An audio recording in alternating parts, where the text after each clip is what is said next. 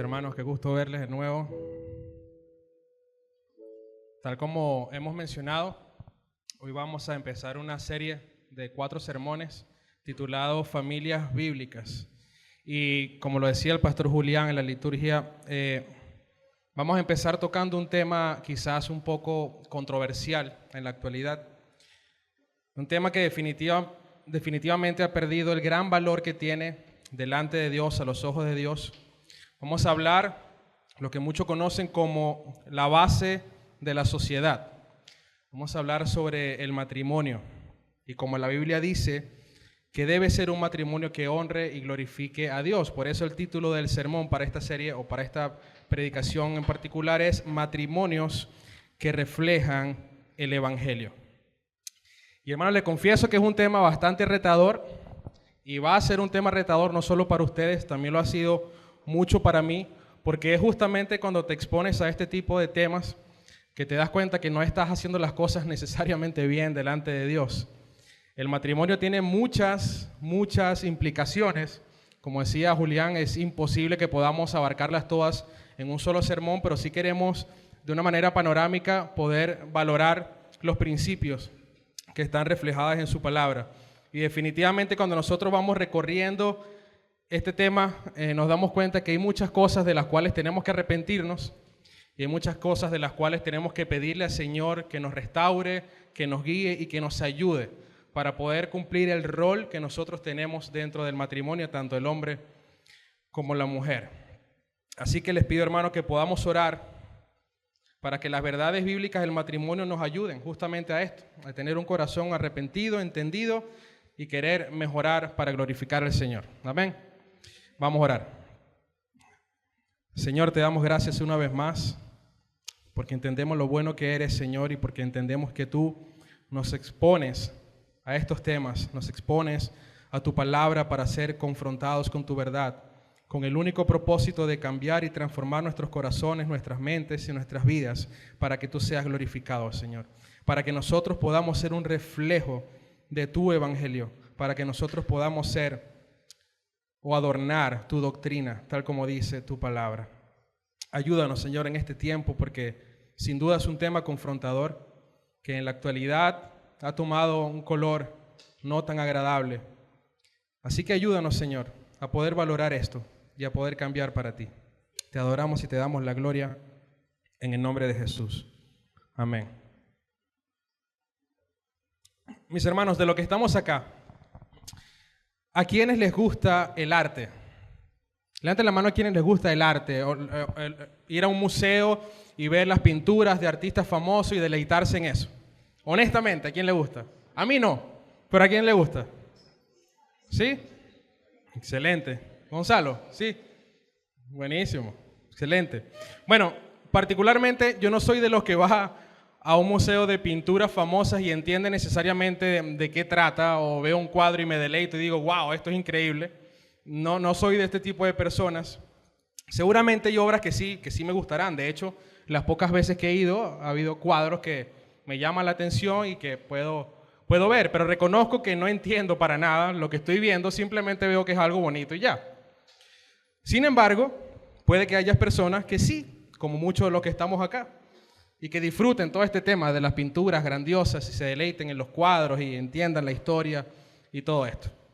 Pero bueno, sea cual sea el caso, yo quisiera que por un momento nosotros podamos imaginarnos que estamos en un museo y que hay muchas pinturas famosas y estamos caminando por ese museo y de repente hay un cuadro y nos detenemos, nos llama la atención. Quizás no lo entendemos del todo, pero nos llama la atención, nos paramos allí y empezamos a ver ese cuadro. El tema es que no es cualquier cuadro, es una obra maestra. Y nosotros estamos allí viendo el cuadro, deleitándonos en las pinceladas, en los colores, en cada detalle que el artista ha plasmado allí. Y estamos viendo ese mensaje profundo que no todo el mundo, como yo en este caso, puede entender, pero que está allí, que es lo que el artista quería plasmar. Este cuadro te llama a tener una emoción intensa. Te llama a meterte en una historia que trasciende el lienzo. Es algo de verdad bastante profundo y tú estás allí viendo el cuadro y estás atrapado. porque es un cuadro hermoso. Y todo lo que pasan por ahí, después de ti, se asombran en ese cuadro.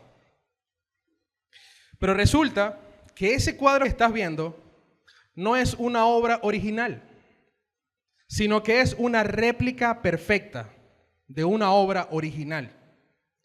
Y tú lo estás viendo y es una obra tan, pero tan fiel al original que si nadie lo supiera, todo el mundo pensaría que es verdadera. Sin embargo, no lo es. Simplemente es una réplica perfecta de una obra original. Bueno, mis hermanos, el matrimonio es una obra diseñada por el artista más famoso y más grandioso de todos, nuestro bendito y gran Dios. Él es el artista. Y Él ha diseñado el matrimonio no solamente como una unión humana, sino como una réplica perfecta y sagrada que refleja una realidad espiritual grandiosa. Porque el misterio del matrimonio apunta nada más y nada menos que a la relación que tiene Cristo con su iglesia. Es algo profundamente espiritual. Y aunque la Biblia nos provea de acciones concretas y roles que deben cumplir tanto el esposo como la esposa para que puedan ser un matrimonio según el diseño y según la voluntad de Dios, no se trata simplemente de reglas para una convivencia tranquila, para yo sentir deleite, para estar cómodo. Se trata de una revelación del propósito divino que está detrás de esa unión matrimonial. Estamos entendiendo que es algo realmente profundo, ¿verdad? Lo es. Y no es mi deseo poder abarcar, como les dije, todas las implicaciones que esto tiene. Sería prácticamente imposible. Pero sí quisiera que juntos podamos aprender de esto. Y el mensaje que quiero traer para ustedes hoy en una frase corta y precisa es la siguiente. El matrimonio es una réplica perfecta de la relación entre Cristo y la iglesia. El matrimonio es una réplica perfecta de la relación entre Cristo y la iglesia. Y vamos a dividir nuestro sermón en 4 puntos. Número 1, vamos a ver el origen y la naturaleza del matrimonio. Importantísimo empezar por allí. Número 2, vamos a ver el rol de la mujer en el matrimonio. Vamos a ver el rol del hombre en el matrimonio. Y no se me asusten todavía, aunque créanme es algo fuerte. Y por último, vamos a ver el propósito redentor del matrimonio. Y hermanos, digo que es algo fuerte, quizás no para que se asusten, sino que cuando, como les decía al principio, nos exponemos a esta verdad, nos damos cuenta que hay cosas que no estamos haciendo bien. Pero eso justamente, de eso se trata, que el Señor nos ayude y nos guíe para poder arrepentirnos y cambiar, ¿sí? Entonces, son estos 4 puntos: origen y naturaleza del matrimonio, rol de la mujer en el matrimonio, rol del hombre en el matrimonio y el propósito redentor del matrimonio. Hermanos, yo no sé si ustedes lo sabían, pero es lamentable pensar en la realidad de que el índice mundial estándar de divorcios en la actualidad supera el 50%. ¿Ustedes sabían esto? 50%. ¿Qué quiere decir esto? Para verlo un poco mejor, que de cada 2 matrimonios, 1 se divorcia. Esto es realmente alarmante. Incluso matrimonios cristianos están allí también. Estamos hablando de una forma general, matrimonios generales, pero muchos matrimonios cristianos están cerca de ese porcentaje. Y nosotros podríamos preguntarnos, bueno, pero ¿cómo es esto posible? ¿Por qué las estadísticas de divorcios son tan grandes? ¿Qué es lo que está pasando en la sociedad para que un índice esté tan elevado? Bueno, el pastor Luis Méndez de República Dominicana decía con respecto a esta pregunta que en la medida en que una relación entra en más intimidad, más posibilidades hay de conflictos. Mientras más se entra en intimidad, más posibilidades hay de conflicto. Y quizás por eso podemos entender por qué tenemos más conflictos con nuestra esposa o nuestro esposo que con nuestros amigos o compañeros, etc. Hermanos, los conflictos personales son parte de la vida. Y la pregunta no es si los conflictos van a surgir. La pregunta es cuándo van a surgir, porque es una realidad.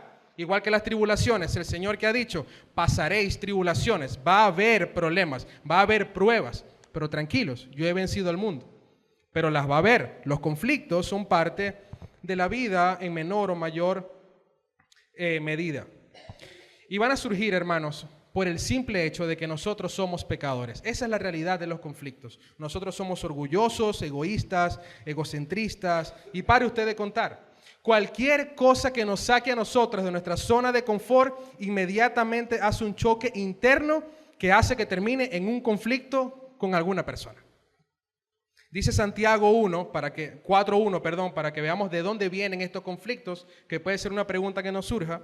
Dice Santiago 4:1, ¿de dónde vienen las guerras y los conflictos entre ustedes? Y luego dice, ¿no vienen de las pasiones que combaten en sus miembros? ¿Qué está diciendo Santiago? ¿De dónde vienen los conflictos? ¿No vienen de ustedes mismos? ¿No viene de sus pasiones, de su corazón corrompido, de su maldad, de su pecado? Hermanos, las pasiones carnales que combaten en nuestro interior producen inevitablemente conflictos con las personas que compartimos regularmente. Ahora, como decía hace un momento, mientras más haya intimidad, más posibilidades hay de conflictos. Es decir, no van a ser los mismos conflictos que yo voy a tener con mi hermano Pacheco o con mi hermano Julián que los que voy a tener con mi esposa. Porque ella me conoce más y tenemos más tiempo juntos. Hay más posibilidades de que discutamos en el día a día. Es algo quizás de sentido común verlo así. Y normalmente, hermanos, por los conflictos varios que ocurren en las relaciones matrimoniales y por no saber manejar esos conflictos en el Señor, refiriéndome por supuesto a matrimonios cristianos, es que los divorcios ocurren. Ahora, si esto pasa en matrimonios cristianos, imaginemos nada más cómo ocurre en matrimonios seculares, donde no tienen al Señor, donde no se rigen por sus principios, sus estatutos, sus regulaciones, no buscan glorificar a Dios. Por supuesto, los divorcios incrementan. Y aquí no estamos hablando, hermanos, de matrimonios perfectos. De una vez olvidémonos de eso porque sabemos que no existe. Y siempre vamos a tener problemas, y siempre vamos a pecar. Pero sí estamos hablando de un matrimonio que sea intencional en buscar la gloria de Dios. Eso es lo que estamos hablando. Ahora bien, por otro lado, hay otro problema latente en la actualidad. Y es la degradación y la poca importancia que la sociedad le está dando actualmente al matrimonio, incluso dentro de creyentes en la iglesia. ¿Cuántos de nosotros hemos escuchado la frase, ¿para qué me voy a casar?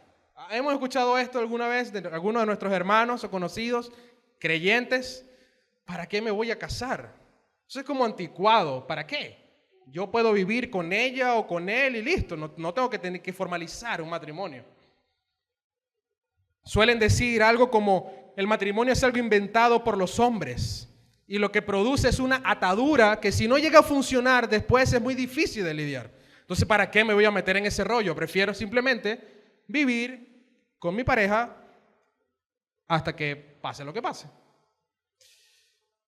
Como el lema que dice, mientras vamos yendo, vamos viendo. Es así, ¿verdad? Mientras vamos yendo, vamos viendo. Bueno, hermanos, la pregunta es, ¿el matrimonio es algo inventado por los hombres? ¿O dónde está su origen realmente? ¿Alguna vez hemos pensado en esto? ¿Dónde empieza el matrimonio? ¿Cómo empieza? ¿Quién lo creó? ¿Cómo se come eso del matrimonio? ¿Por dónde empezamos? Y esto es vital de comprender. Y para saberlo, nosotros tenemos que irnos directamente a las primeras páginas de nuestras Biblias. Así que por favor pueden ir buscando en Génesis. Los primeros versículos de Génesis estén por allí en sus Biblias. Y vamos a darnos cuenta que el matrimonio no es algo que surgió en algún momento de la nada o que un hombre dijo, a partir de ahora vamos a casarnos todos. No es tan así. Y sabiendo esto, nosotros vamos a poder empezar a comprender la importancia que tiene y vamos a valorar lo que es realmente esta sagrada institución. Recordemos que en el principio, dice la palabra, la Biblia que tienes allí dice, en el principio, ¿verdad? Las primeras palabras. Dios creó los cielos y la tierra. La tierra estaba sin orden, vacía, y las tinieblas cubrían la superficie del abismo, y el Espíritu de Dios se movía sobre la superficie de las aguas. Y a partir de ahí, la palabra empieza a describir cómo Dios empieza ¿a qué? A dar vida a todo, a dar sentido a todo. ¿Qué hace Dios? Bueno, Dios hace la luz, y dice que eso era algo bueno. Dios separa los mares. Dios hace las galaxias, las estrellas. Dios hace que la tierra produzca vegetación. Dios crea a los animales, llenó las aguas y la tierra de animales. Es lo que describe toda esa primera línea del libro de Génesis. Y luego, en Génesis 1:21 dice que Dios decidió hacer al hombre a su imagen y semejanza. Ahora, cuando Dios se detuvo a contemplar todo lo creado, ¿saben qué decía él? Que era algo bueno. Hizo la luz, era algo bueno. Creó los animales, vio que era algo bueno. Separó los mares, vio que eso era bueno. Todo lo que hacía Dios, él lo contemplaba y se daba cuenta que era bueno. Sin embargo, cuando nosotros nos vamos a Génesis, capítulo 2, versículo 18, el Señor dice que hay algo que no era bueno. El Señor dice, ya va, hay algo aquí que no es bueno. Dice, entonces el Señor Dios dijo, no es bueno que ¿qué? Que el hombre esté solo. Le haré una ayuda idónea para él. ¿Y qué hace Dios? Bueno, Dios deja caer a Adán en un sueño profundo y lo que se conoce, y decía el pastor Sproul, que es la primera anestesia de la historia. Porque Dios, y no se sabe cómo, pero definitivamente tuvo que anestesiar a Adán para hacer lo que hizo. Dice que Adán durmió y describe la Biblia cómo él tomó una de sus costillas y a partir de esa costilla que hizo, creó a su ayuda idónea, creó a la mujer. Ahora, al despertar Adán, ¿cuál fue su reacción? Cuando él despertó y vio a esa mujer que Dios le había dado. Bueno, el pastor Sproul bromeaba diciendo que la palabra original para esta reacción era mamacita.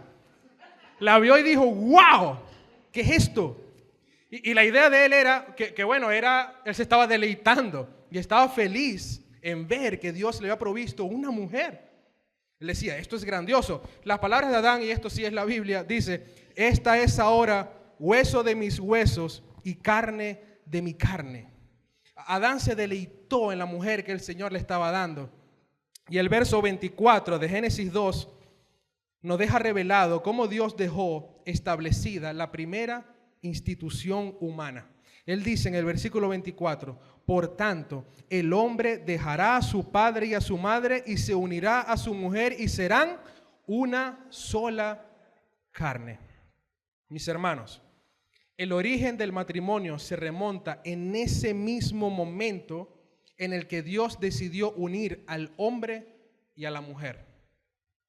De modo que nadie podría afirmar, después de haber visto esto a la luz de la palabra tan explícitamente, nadie podría afirmar que el matrimonio es una invención humana en algún momento de la historia, sino que es algo dado por Dios desde el principio de la creación.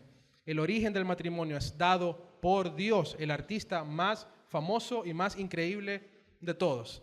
Él diseñó esa obra del matrimonio. Dios lo dio. Y lo dio como un regalo. Y lo dio como algo innegociable, dicho sea de paso. Dios fue el que decidió que eso fuese así.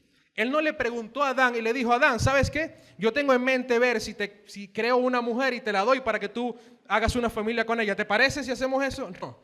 Dios hizo dormir a Adán, sacó una costilla, creó una mujer y se la dio porque Dios en su infinita sabiduría se había dado cuenta que no era bueno que el hombre estuviera solo. Así que era algo innegociable. Él estableció el matrimonio como un fundamento inmutable para la vida humana. Y esto a pesar de todas las variaciones que actualmente el mundo le da y ha decidido dar a esto. Porque hermanos, y hablando un poco ya de la naturaleza, hace 50 años quizás sería obvio y sería normal afirmar que un matrimonio es entre un hombre y una mujer, ¿verdad que sí? Si nuestros bisabuelos o tatarabuelos revivieran, ellos podrían decir, sí, el matrimonio es entre un hombre y una mujer. Eso parece bastante obvio, pero cuando nos vamos a la realidad de hoy, pareciera que no fuera tan obvio, porque hay hombres queriéndose casar con hombres, mujeres con mujeres, hombres con animales, lo cual la Biblia condena también en Levítico, hombres con objetos, incluso lo más descabellado que yo he visto, un artículo que leí hace no tanto que decía que se casaban con ellos mismos. O sea, algo que si tú te detienes a pensar por un poco y darle sentido común a esto, dices, ¿what? ¿De verdad? ¿Casarse con un objeto o con un animal? o consigo mismo pareciera que no tuviera sentido. Parece un chiste. Así que, hermano, no es tan obvio enseñar y recordar que la naturaleza del matrimonio es entre un hombre y una mujer. Así de sencillo. El matrimonio consiste en la unión de un hombre y una mujer. La palabra de Dios deja en claro que no existe algo como una unión homosexual, ni de poligamia, ni de zoofilia, nada de eso. ¿Sabe cómo Dios ve a eso? No lo ve definitivamente como una unión matrimonial. ¿Sabe cómo lo ve Dios? Como pecado. Es un pecado. Y las personas han decidido deliberadamente pecar en contra de Dios. Solamente la unión entre un hombre y una mujer puede hacer que un matrimonio esté aprobado a los ojos de Dios. Ahora, hermanos, a pesar de que es importante que nosotros podamos entender el origen del matrimonio, el autor del matrimonio, la naturaleza del matrimonio, necesitamos ver ahora entonces cómo nosotros podemos tener matrimonios felices, prósperos, matrimonios bíblicos sobre todas las cosas. Yo sé de paso, si son bíblicos, son felices y prósperos. Y ahora que nosotros vamos a adentrarnos en los roles de cada uno del matrimonio, es importante que algo pueda quedar claro, hermanos, y es que la mujer, por haber sido creada luego del hombre y por haber sido creada a partir del hombre, no quiere decir que es inferior al hombre, ni el hombre superior a la mujer. Y déjeme explicarlo un poco mejor. A pesar de que Dios haya designado al hombre como autoridad y como cabeza sobre el hogar y sobre la mujer, lo cual ya vamos a ver en un momento, no quiere decir que el hombre sea mejor o que el hombre sea más importante que ella. No quiere decir esto. El amor que Dios tiene por sus hijos es sin acepción alguna de personas. Dios ama tanto al hombre como a la mujer. Y el mismo valor que tiene el hombre delante de Dios, lo tiene la mujer. En eso estamos bastante claros, ¿verdad que sí?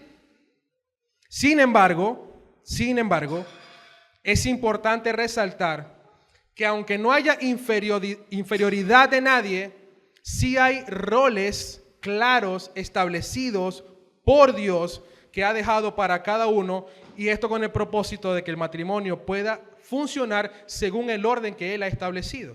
Entonces tenemos claro que nadie es superior aquí, pero que sí hay roles muy claros que Dios ha establecido y son los que justamente debemos tomar en cuenta a partir de ahora. Y esto aplica, hermanos, para todas las esferas de la vida. Y el matrimonio, o en el matrimonio es importante que cada parte tenga claro su llamado, su propósito, su responsabilidad, su función, para tener matrimonios fieles según la voluntad del Padre. Y como dije al principio, esto tiene muchas implicaciones, tiene mucha tela que cortar, pero a partir de ahora quisiera que vayamos al libro de Efesios y vamos a quedarnos allí hasta el final del sermón, Efesios capítulo 5, y vamos a considerar los versos del 22 al 33. Efesios 5, 22 al 33. Este pasaje, hermanos, sin duda es uno de los pasajes más influyentes en lo que respecta a los roles del género en el matrimonio cristiano. Aquí el apóstol Pablo establece principios fundamentales para la vida conyugal, utilizando la relación entre Cristo y la iglesia, y quizás es un pasaje que ya ustedes conocen y lo han revisado, pero justamente el que pienso que es más idóneo para usar acá. Recordemos, hermanos, que el matrimonio es una réplica perfecta entre Cristo y la iglesia, y es justamente lo que Pablo va a enseñar acá. Así que acompáñenme al texto y leamos por ahora solamente los versículos del 22 al 24, porque vamos a enfocarnos en este momento al rol de la mujer. Así que mujeres, estén atentas, y hombres también, para que ayuden a sus esposas o a sus futuras esposas cuando se casen. No crean que, como decía Julián, los solteros se escapan de esta enseñanza, todo lo contrario. En algún momento ustedes seguramente van a casarse, si el Señor lo permite. Así que es importante tener esto en cuenta. Versículo 22 al 24 dice: las mujeres estén... Esta palabra es la que causa problema, ¿verdad? Dígalo, por eso quiero que lo digan. Las mujeres estén sometidas a sus propios maridos como al Señor, porque el marido es cabeza de la mujer, así como Cristo es cabeza de la iglesia, siendo él mismo el Salvador del cuerpo. Pero así como la iglesia está sujeta a Cristo, también las mujeres deben estarlo a sus maridos en todo. Hay un pastor que salía por allá haciendo un chiste de esto y lo ponía en los reels y gritaba que la mujer tenía que callarse. Eso no aplica y eso no es verdad. Pero ya vamos a ver qué se refiere la palabra cuando dice someterse. Y quizás podríamos cambiar la palabra por sujetas, que quizás puede estar un poquito más amigable. Pero bueno, es lo que dice la palabra. Y también Julián lo decía al principio, hermanos, esto es lo que dice Dios, no yo. Si tienen problema con esto, oren y resuélvanlo con el Señor. Si necesitan consejo podemos hablar, pero es lo que dice la palabra de Dios. Así que no me vayan a apedrear ahorita. Hermanos, seguramente las mujeres cristianas no van a tener ningún problema si se les dice que ustedes deben estar sometidas o sujetas al Señor Jesucristo, ¿verdad? Si usted le dice, bueno, mujeres, ustedes tienen que sujetarse al Señor. Seguramente sus mentes pensarían, bueno, sí, claro, es el Señor que me ha salvado, que me guía, que me sustenta, que murió por mis pecados. Claro, yo me puedo sujetar a Él perfectamente. Sin embargo, el conflicto que puede haber es cuando se le dice a la mujer que tiene que someterse no a Cristo, sino a su esposo, de carne y hueso, a un hombre pecador. Ahí empieza el problema. Y hermanas, el choque cultural feminista ha hecho de verdad mucho daño en la mente de las mujeres de la iglesia, pensando que no puede ser posible que ellas deban depender y estar bajo la sujeción de un hombre si en realidad ellas son suficientes y pueden valerse por sí mismas. Hemos escuchado estas cosas. Pero ¿para qué yo me voy a sujetar a alguien si yo puedo trabajar, si yo puedo proveer, si yo me puedo valer por mí misma? Yo no debo depender de alguien y estar haciendo caso a lo que un hombre me diga. ¿Qué es eso? Pero hermanos, la instrucción de Pablo, inspirado por el Espíritu Santo de Dios, es clara. Mujeres, estén sujetas, bajo sujeción a sus maridos.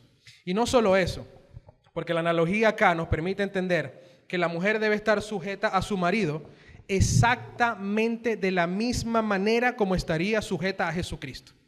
Y esto eleva o tiene un nivel bastante alto de sujeción. Entonces, cuando ustedes piensen en sujetarse a sus maridos, deben estar pensando en que deben hacerlo no como ustedes quieren, como lo harían con Jesús, el Dios, nuestro Dios. Y aquí la palabra griega para sujeta o sumisión es hipotazo, que significa colocarse debajo de o subordinarse voluntariamente. ¿Qué quiere decir esto? Bueno, que el marido no debería demandar la sumisión de su esposa. Esto debería ser algo ofrecido de manera voluntaria y amorosa y con buena actitud. Y esto no implica, como ya dijimos, que la mujer es inferior al hombre, ni en inteligencia, ni en capacidad, ni en nada, ni en valor. Se refiere más, hermanos, a la disposición de reconocer y cooperar con el liderazgo que Dios ha dejado a su marido. De eso se trata. Todo esto con un entendimiento claro de la autoridad del Señor y de manera voluntaria. Y permítame decirle por qué es importante resaltar esto de voluntaria, porque esta palabra voluntariamente o voluntaria es clave. Porque hermanos, si nosotros pensamos en los hijos, sabemos que ellos tienen que obedecer a sus padres, ¿verdad? Y que tienen que someterse a sus padres. Pero ellos no escogieron a sus padres. Ellos no decidieron voluntariamente esa autoridad. Porque ellos nacieron con esos padres y ya. A diferencia de la mujer, en el caso de las mujeres, y esto es importante para las solteras, ustedes son las que deciden quiénes serán la cabeza de su hogar. Ustedes son las encargadas de escoger al hombre al cual ustedes van a amar y respetar y decidir voluntariamente ponerse bajo sujeción.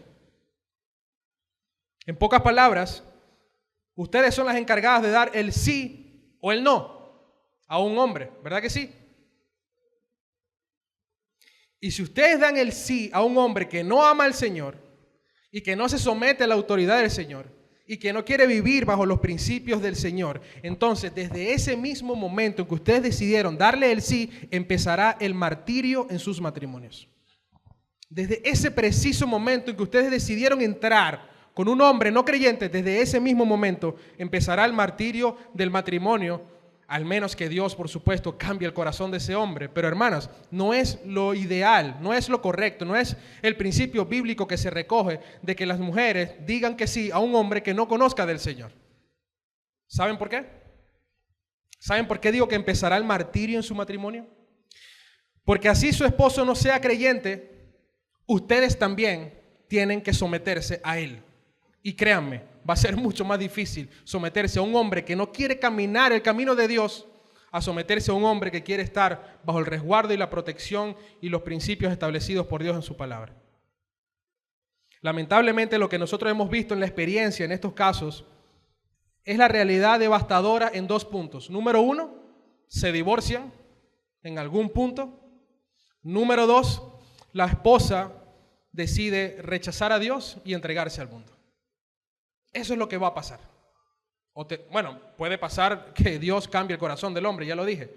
Pero lo que hemos visto en la experiencia es que lo más probable que suceda es o que se divorcien o que la mujer rechace a Dios y se entregue al mundo o poco a poco descuidando su relación con el Señor. Dejo de ir a la iglesia, dejo de leer la palabra porque mi esposo le molesta, dejo de orar porque mi esposo dice que tengo que estar con él. No voy los domingos porque mi esposo me está invitando a salir y dice que él es más importante que la iglesia. Detalles, hermanos. Detalles que van destruyendo poco a poco. Bueno, pastor, pero si nos casamos incrédulos los dos, por ejemplo, y esto es una pregunta común, y yo me convertí en el proceso y mi esposo no se convirtió, ¿qué hago en ese caso? Porque usted dice que igual debo estar bajo sujeción, pero él no es creyente, pero yo sí. Pero cuando nos casamos, los dos éramos incrédulos, solamente que yo conocía al Señor y él no. Entonces, ¿qué debo hacer en ese caso? Es una pregunta común y gracias a Dios por su palabra, porque es bastante explícita en esto. Quisiera que me acompañaran por un momento a 1 de Pedro, capítulo 3, versículo 1 y 2. Ni siquiera voy a explicarlo yo, leamos este texto que se explica él solo. Dice: asimismo, ustedes, mujeres, estén sujetas a su marido. Es la misma instrucción. Estén sujetas a sus maridos. De modo que si alguno de ellos son desobedientes a la palabra, puedan ser ganados sin palabra alguna por la conducta de sus mujeres, al observar ellos su conducta casta y respetuosa. Entonces, hermanos, la instrucción es la misma. Estar sujetas, sea tu esposo creyente o no. En este caso vemos que no. Entonces la idea es la misma, estar sujetas, amándose a sus maridos con una conducta decente, respetuosa en todo. Y de esa manera entonces sus maridos que no son creyentes van a poder ver a Dios reflejado en su vida y quizás entonces puedan llegar a los pies del Señor. Definitivamente la idea acá es que ellos puedan sentirse atraídos por su conducta respetuosa que refleja la gloria de Dios. Eso es lo que trata de decir. Así que mujeres, esposas, deben someterse voluntariamente a sus maridos. Amén. Amén. Amén. Amén. Tal como Cristo voluntariamente ha decidido someterse al Padre. Y este es el ejemplo perfecto.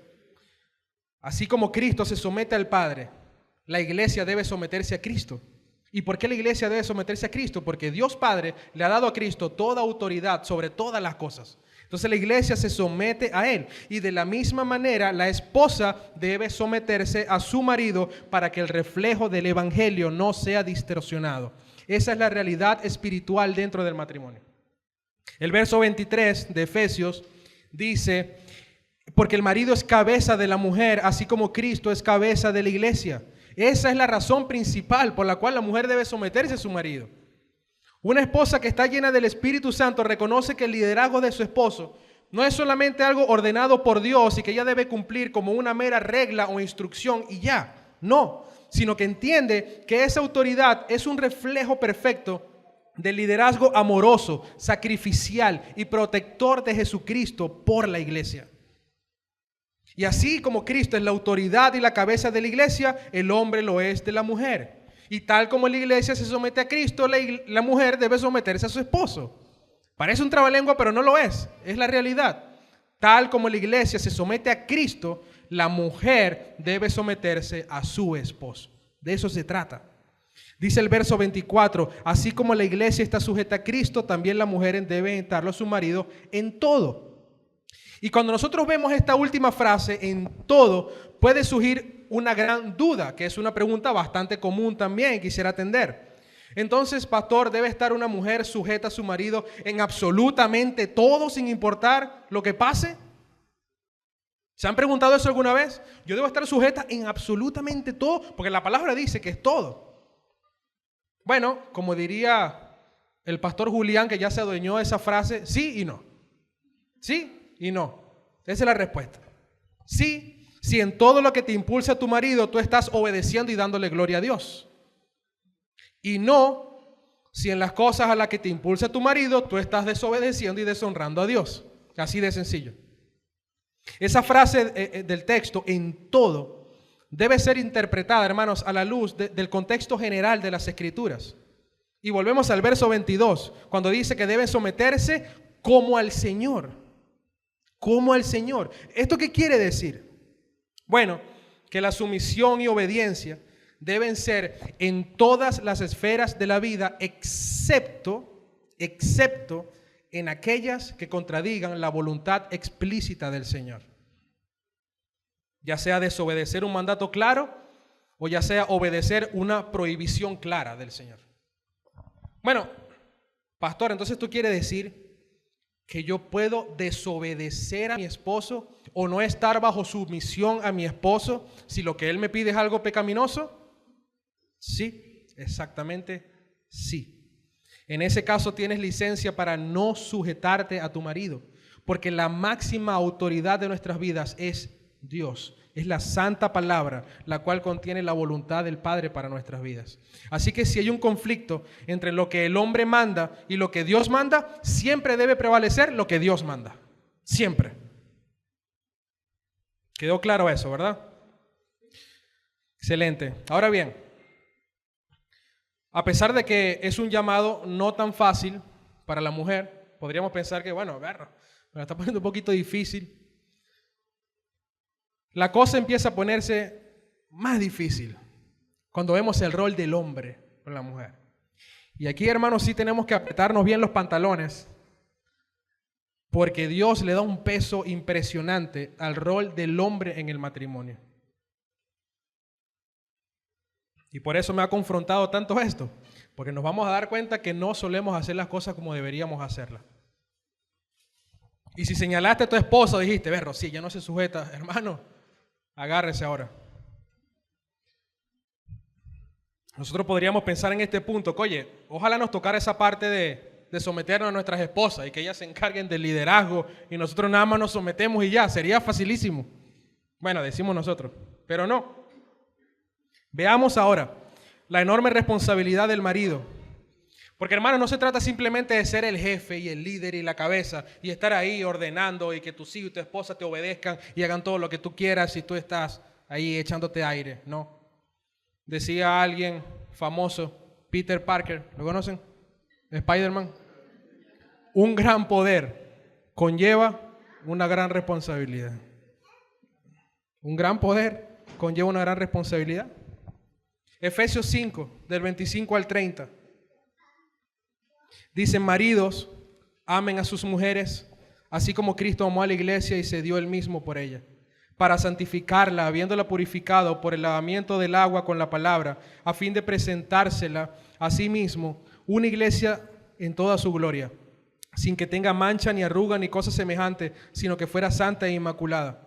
Así deben también los maridos amar a sus mujeres, como a sus propios cuerpos. El que ama a su mujer, a sí mismo se ama, porque nadie aborreció jamás su propio cuerpo, sino que lo sustenta y lo cuida, así como también Cristo a la iglesia, porque somos miembros de su cuerpo. Creo que me faltó un pasaje acá. Por eso el hombre dejará a su padre y a su madre y se unirá a su mujer, y los dos serán una sola carne. Hermanos, si este pasaje terminara en la primera parte del verso 25, donde dice, marido, amen a sus mujeres, todo estaría bien. Todo sería fácil. Porque Cualquier hombre podría decir, claro que yo amo a mi mujer. Tú puedes salir a la calle y preguntarle a cualquier esposo, ¿tú amas a tu mujer? Y te va a decir, sí, yo amo a mi mujer. ¿Y quieres seguirla amando hasta el final? Bueno, sí, yo quiero seguirla amando hasta el final. Eso es algo que cualquiera de nosotros podría decir. El problema radica a lo que sigue el pasaje cuando dice, marido, ame a sus mujeres así como Cristo amó a la iglesia y se dio a sí mismo por ella. Ahí sí nos explota el cerebro. ¿Amar como Cristo amó a la iglesia? Hermanos, en este sentido del amor, no todos podríamos afirmar fácilmente que amamos a nuestras esposas como Cristo amó a la iglesia. Es un estándar demasiado alto, demasiado alto. Pero es justamente amando de esa forma que nosotros los esposos vamos a ayudar a nuestras esposas a que ellas puedan sujetarse voluntaria, amorosa y correctamente. Como decíamos al principio, ninguna esposa estaría cargada o abatida por someterse a Jesucristo, ninguna, porque ella no sentiría miedo de ser abusada por Jesucristo, no tendría miedo de ser insultada por Jesús, no sería víctima de un hombre tirano y malvado, autoritativo, no, por eso sería fácil someterse a Jesús.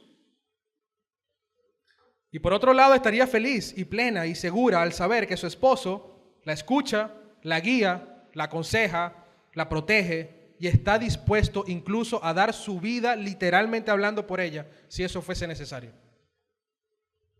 Ahora, la pregunta es, ¿cómo amó Cristo a la iglesia? He ahí el dilema. ¿Cómo Cristo amó a la iglesia? Tengo que saber cómo Cristo amó a la iglesia para poder saber cómo voy a amar a mi esposa, ¿verdad que sí? Es algo lógico de pensar. Bueno, hermanos, sin duda alguna, la más sobresaliente demostración de amor de Cristo por la iglesia es haber entregado su vida por ella. Y he aquí el corazón del liderazgo del esposo. Porque no es un liderazgo de dominio, ni de autoridad, ni de egoísmo, sino de servicio y de sacrificio total y radical. Cada esposo debe estar dispuesto a morir por el bienestar de su esposa. Hermano, Jesucristo amó de tal manera a los suyos que Él no escatimó absolutamente nada, incluso su gloria misma, para entregar su vida como propiciación por nuestros pecados. Eso fue lo que hizo Cristo. Ahí vemos un amor incondicional y sacrificial. Él tomó sobre sí mismo, sobre sus hombros, el castigo por nuestros pecados. ¿Y qué permitió? Que la iglesia fuese redimida y justificada delante de Dios. Para eso lo hizo. Pero ¿sabes qué? Esto toma más fuerza y más gloria cuando nosotros entendemos e internalizamos lo infieles que éramos con Él. Por eso he dicho que no escatimó nada. Cristo no tuvo en cuenta el odio, el rechazo que sentíamos hacia Él, sino que a pesar de eso, Él por amor decidió dar su vida por nosotros, viles y asquerosos pecadores. Así que, maridos, tengamos en cuenta esto cuando sintamos que nuestra esposa está siendo un poco áspera con nosotros. Cuando sintamos que nuestra esposa está irritable por sus días. Cuando nuestra esposa peque. Cuando nuestra esposa nos falte el respeto. Cuando nuestra esposa diga palabras hirientes hacia nosotros. Porque todo eso, hermano, pierde su valor cuando lo contrastamos con lo asquerosamente malvados que éramos con Jesús. Con las enormes iniquidades que nosotros cometíamos en su contra. Una palabra hiriente de tu esposa no es nada comparado con lo que nosotros le hemos hecho a Jesús. Porque ¿sabes qué hizo Él cuando nosotros lo rechazábamos? Cuando nosotros mostrábamos odio hacia Él, cuando nosotros hablábamos mal de Él, cuando nosotros escupíamos su cara, cuando nosotros éramos sus enemigos, literalmente. ¿Sabes qué hizo Cristo? Decidió pasar por alto nuestro pecado. Y nos amó a tal punto de interponerse entre Dios y nosotros para Él mismo cancelar la deuda que teníamos con Él, estando dispuesto a recibir toda la ira de los cielos para que nosotros ahora podamos tener paz y ser reconciliados con Dios. Y no solo eso, hermanos, sino que después de habernos redimido, su amor continúa, porque Él continúa haciendo una obra en nosotros. Él nos sigue enseñando a desechar la iniquidad, a vivir vidas piadosas. Él nos purifica de toda maldad. Él nos guarda del mal. Él nos sostiene, nos acompaña en medio de la prueba y permanece unido a nosotros sin que nada, absolutamente nada, pueda separarnos. ¿Y sabes qué es lo peor? Que su amor sigue intacto y Él sigue haciendo todo eso mientras tú y yo, hoy que decimos ser cristianos, seguimos pecando en contra de Él. ¿No les parece esto un amor verdadero? Un amor real, un amor con un estándar demasiado alto, un amor indecible, incomprensible. Y no solamente es un amor verdadero, sino que es esa clase de amor en la que nosotros, los esposos, debemos amar a nuestras esposas. Mis hermanos, ¿estamos dispuestos a santificar a nuestras esposas por medio de la palabra, a pesar de todas las oposiciones que haya? ¿Estamos dispuestos a sostener, a sustentar y cuidar a nuestras esposas hasta el final de nuestras vidas, tal como Cristo lo ha hecho? ¿Estamos dispuestos a morir por nuestras esposas, incluso cuando ellas nos maltratan y son ásperas con nosotros? Porque si tu respuesta es no, hermano, entonces definitivamente no has entendido nada del Evangelio. Nada. Qué fácil es amar a quien te ama, ¿verdad que sí? Qué fácil es eso. Qué fácil es amar a quien no te da problemas. Qué fácil es amar a quien no se interpone delante de ti. Qué fácil amar a quien no te dice nada de lo que tú dices o mandas o quieres hacer. Qué fácil es eso. Pero Dios le pide a los esposos que apenas entren en una relación matrimonial, tienen que estar dispuestos a amar a sus esposas, no solamente de palabras y de abrazos bonitos y de besos apasionados, sino con un corazón dispuesto a morir a todo lo que tengan que morir para que ella esté integralmente bien. Hermanos, Cristo no amó a quienes los amaban. Tú y yo amamos a Cristo cuando Él nos salvó. Si decimos que sí, somos unos mentirosos, porque la palabra dice que éramos sus enemigos. Cristo no amó a quienes lo amaban, ni Él murió por las personas que no le daban problemas. Él no murió por personas que lo querían, que querían estar con Él y que lo adoraban. No. Cristo murió por pecadores. Cristo murió por malvados, pecadores, hacedores de maldad y de iniquidad. Cristo murió por sus enemigos y nos hizo parte de Él. Hermanos, Romanos 5:8 dice, pero Dios demuestra su amor para con nosotros en que aún siendo pecadores, Cristo murió por nosotros. Cristo murió por nosotros cuando éramos pecadores. Él no esperó que dejáramos de ser pecadores. Él no esperó que dejáramos de rechazarlo. Él no le dijo a Dios, ya va, vamos a esperar un poco que ellos, me quieran un poquito para entonces morir por Él. Cristo no hizo eso, hermanos. Su amor sobrepasó cualquier barrera para demostrar las enormes riquezas de la gracia de Dios con pecadores. Y esa es esa misma gracia que nosotros hemos recibido. Es ese mismo amor que nosotros hemos recibido el que tenemos que dar por nuestras esposas. ¿Podemos decir que amamos a nuestras esposas como Cristo amó a la iglesia? Yo no, hermano. Y he aquí el choque de este pasaje. A las mujeres les cuesta sujetarse, pero a nosotros los maridos, amar como Cristo amó a la iglesia, muy difícil. Mis hermanos, cuando una mujer y un hombre cumplen el llamado que Dios ha dado dentro del matrimonio, el propósito se cumple. Recordemos que el matrimonio es una réplica perfecta de la relación entre Cristo y la iglesia. Ese es el mensaje. El matrimonio es una réplica perfecta de la relación entre Cristo y la iglesia. Cómo se relaciona Cristo y la iglesia. Eso es lo que tenemos que vivir. Pablo dice en el versículo 32 de Efesios 5 lo siguiente. Grande es este misterio, pero hablo con referencia a Cristo y a la iglesia. Hermanos, el misterio del matrimonio, que fue un misterio, todo el antiguo pacto, ahora en el Nuevo Testamento, ha sido revelado. Ha sido revelado para reflejar lo sagrado de la relación entre Cristo y la iglesia. De hecho, Pablo mismo lo dice en este pasaje. Es grande el misterio, pero él dice cuál es el misterio. Dice, es grande el misterio, pero lo que él está hablando es simplemente de la unión entre Cristo y la iglesia. Es eso. Cristo es el esposo, la iglesia es la esposa, la iglesia es la novia. Y de la misma manera como esa relación es vivida, es como nosotros, esposos y esposas, debemos vivirla para la gloria de Dios.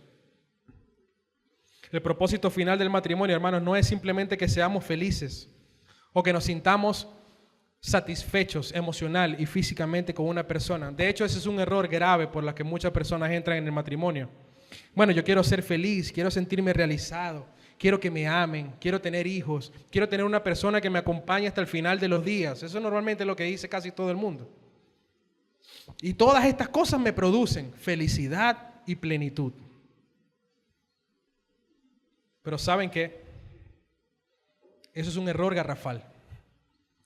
Si tú esperas que tu felicidad y tu plenitud te la dé tu esposa o tu esposo, vas a terminar decepcionado por completo. Decepcionado. Cuando pasen los años vas a darte cuenta que no es así como lo imaginabas y que tu cónyuge está incapacitado de proporcionar la felicidad y la plenitud que tú necesitas. ¿Sabes por qué? Porque solamente Dios y Jesús es la plenitud de tu vida. Es lo único que puede llenar tu corazón y tu vida entera. Él es el que puede llenar todos los espacios vacíos de tu vida, no tu esposo y no tu esposa. Así que no pongas tu confianza y tu deleite solamente en eso. Pon tu deleite y tu confianza en Jesucristo, el autor y consumador de la fe. Ahí sí vas a poder decir que eres pleno, que estás dichoso, que eres bienaventurado, cuando tienes a Cristo en tu vida. Ahora bien, esto no quiere decir que el matrimonio no nos dé felicidad. Por supuesto que no podamos ser felices, porque ciertamente podemos sentir deleite y gozo. ¿Recuerdan a Adán cuando tuvo su mujer? ¿Qué le dijo? Wow, mamacita. Hermano, está deleite, alegría, emoción, satisfacción. Él estaba contento con su mujer. Por eso Proverbios dice que el hombre siempre halle satisfacción en la mujer de su juventud, que su cuerpo lo satisfaga siempre, que haya deleite en eso. Claro que Dios permite el matrimonio para nuestra felicidad, hermanos. Al igual que lo ha permitido para la procreación de los hijos. Sin embargo, el propósito final del matrimonio es mostrar la obra redentora de Cristo para que Dios sea glorificado. Y cómo, luego de esa redención, Cristo tiene una relación estrecha, íntima y eterna con su iglesia. De eso se trata. Así que, hermanos, entendemos que esto no es para nada fácil, ni para los hombres ni para las mujeres. No es fácil, pero es como Dios ha dispuesto que sea. Y aunque el estándar que tenemos es extremadamente alto, nosotros debemos ser intencionales en apuntar a esa realidad. Dice tan solo, y esto es clave, hermanos, para la aplicación a nuestra vida. Unos versículos atrás, de Efesios 5, el versículo 18, dice que no se embriaguen con vino, en lo cual hay disolución, sino sean llenos del Espíritu. Te pueden decir, bueno, pero ¿qué tiene que ver esto, el vino y el Espíritu con lo que estamos hablando? Bueno, lo que trata de decirnos este pasaje es que no nos dejemos controlar por algo como el alcohol, sino que por el contrario, dejemos controlarnos por el Espíritu Santo de Dios, que nos redarguye de toda iniquidad y nos guía y nos mueve a hacer la voluntad de Dios. Debemos ser controlados por completo por el Espíritu Santo para que esto pueda ser cada vez más una realidad. Lo mejor que nosotros podemos hacer es vivir bajo la influencia del Espíritu Santo, permitiendo que Él y la palabra de Dios nos controle por completo. Así que, esposa, sujétate a tu marido Y sujétate a tu marido como a Cristo, como lo harías con Cristo. Y hombre, esposo, ama a tu esposa y entrega todo lo que tienes, tal como Cristo lo hizo con su iglesia. Recordemos que el matrimonio, hermanos, es una réplica perfecta en la relación entre Cristo y su iglesia. Amén. Póngase de pie, hermano, vamos a orar. Bendito Dios, gracias. Gracias, Señor, porque eres bueno. Vemos tu bondad reflejada en tu palabra, Señor, tu bondad reflejada para nuestras vidas. Somos tan infieles, tan débiles, tan pecadores, Señor. Padre, te pedimos que trabajes en nosotros, nuestro corazón, nuestra mente, nuestras actitudes, en nuestro orgullo, en nuestro egoísmo. Aleja, Señor, aleja esos pensamientos que no vienen de ti, que no te glorifican. Ayúdanos a acercarnos más a ti, Señor.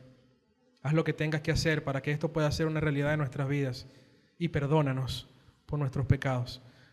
Perdónanos, Señor, por no amar a nuestras esposas como Cristo lo ha hecho. Y perdona a las esposas, Señor, por no haberse sujetado como al Señor.